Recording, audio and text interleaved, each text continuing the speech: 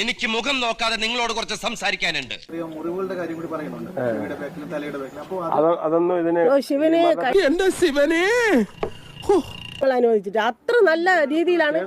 ദിവസം കുളിക്കുന്ന ആളാണ്. ഇതൊക്കെ ഞങ്ങളോട് പറഞ്ഞു എന്തിനാ? പിന്നല്ലാണ്ട്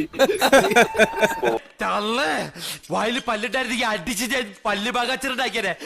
അവർക്ക് ആഹാരത്തിന് വേറെ ഒരു രീതിയിലും നല്ല സ്മൂത്ത് ആയ ആഹാരം തന്നെ അവർ കഴിച്ചത്, നന്നായിട്ട് തന്നെ ഇരുന്നതും.